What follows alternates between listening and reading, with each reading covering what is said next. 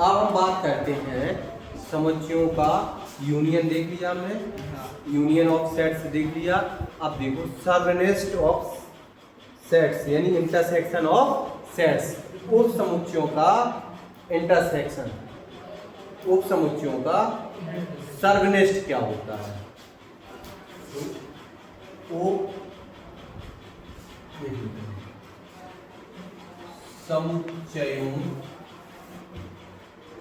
का सर्वनेस्ट, इसको बोलते हैं इंटरसेक्शन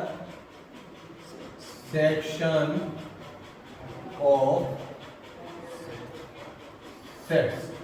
ठीक है, क्या बोलते हैं? Intersection of sets. आप देखो इसको क्या, कैसे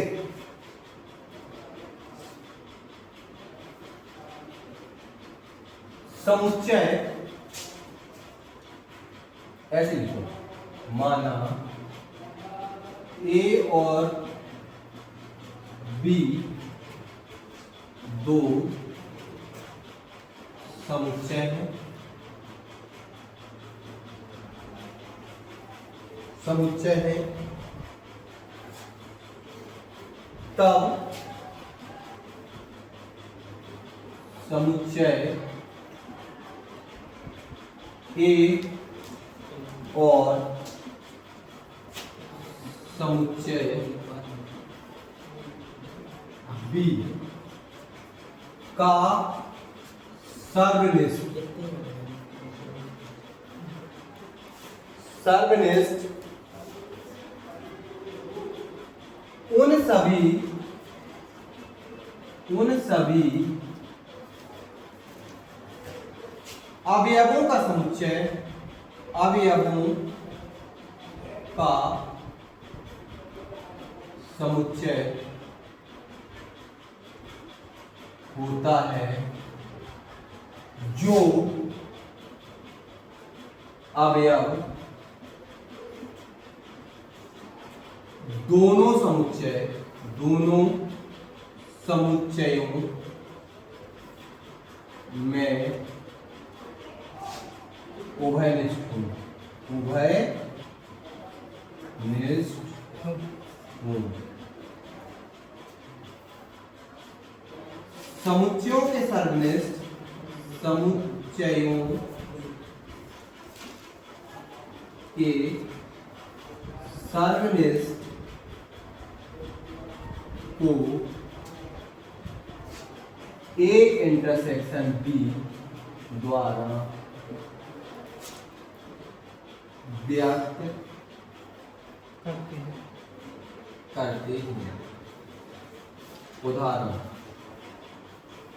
उदाहरण वही वाला ले रहे जो अभी लिया था। ए बराबर ए इक्वल क्या माना था हमने अभी? A B C. और बी इक्वल क्या माना था? B C D E. B C D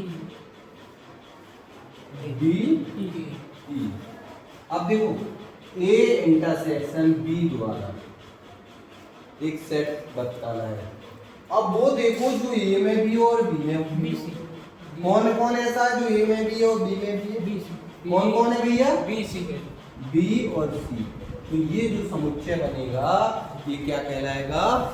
ये क्या कहलाएगा? Intersection of sets.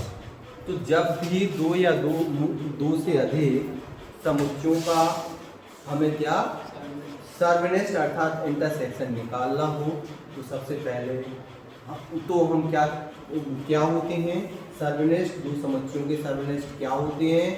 दोनों के अवयव, ऐसे अवयव, दोनों के ऐसे अवयव जो दोनों सेटों में होते हैं, पहले में भी हो और दूसरे में भी हो, पहले में भी हो और दूसरे में भी हो। इसको हम वेन डायग्राम से भी देख लेते हैं, ध्यान से देखना, वेन डायग्राम से भी देख लेते हैं। यू हमने कहा ना समुच्चयों की प्रॉब्लम्स को सॉल्व करने के लिए वेन डायग्राम यानी वेन आरेख बड़ा अच्छा तरीका है ना? इससे बड़ा अच्छे से समझ में आता है। देखना ध्यान से, हमने कहा ये सेट ये है, ठीक है, और ये सेट आपका बी है।